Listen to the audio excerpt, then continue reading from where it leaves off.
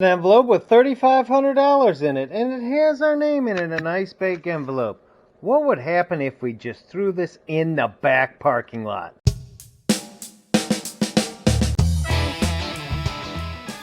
This is our buddy Tim, and he has took upon himself to write a dollar amount on a bank envelope and throw it underneath his car. As you can see right there, he has pulled away and he is leaving it there for someone to discover. It has a big dollar amount on it. It's a bank envelope, and we all know what's in bank envelopes, usually cash.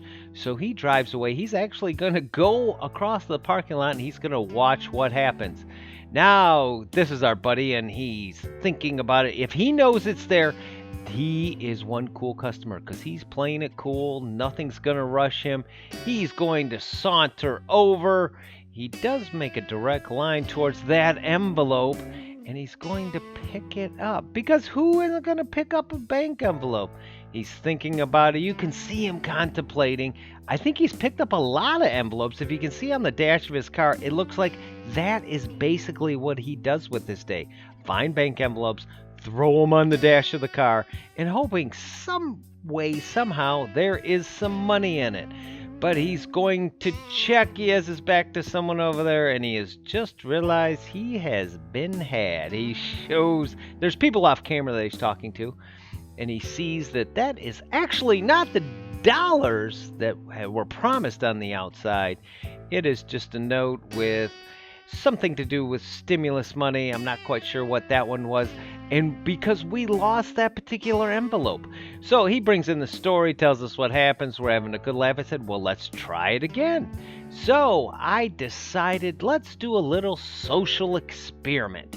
We are going to reseal that envelope, and we are going to take that envelope, put it out on the back, and see what happens.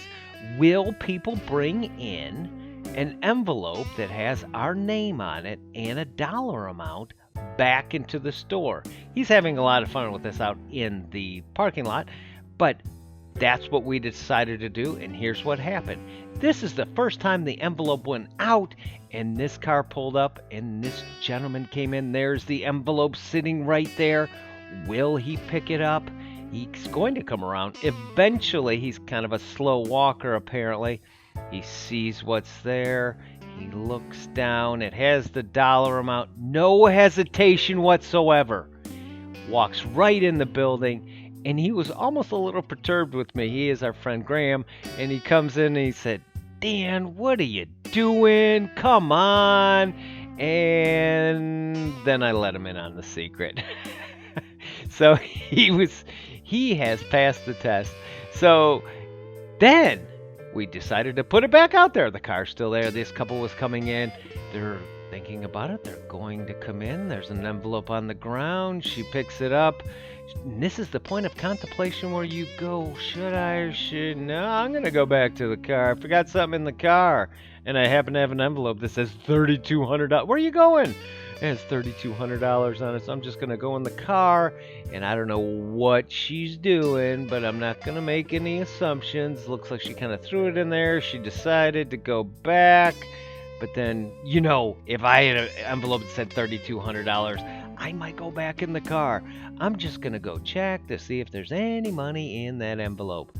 I'm going to check, see if it's in there. Oh, there's nothing in here. I'm not going in there. I know what's going on here. We never did get that envelope back. But is there anyone else that'll do it? So we threw it out there again. As you can see it there by the tire. Now, the couple that just left, there's Jen, she just left. And then Nate, he had needed some money.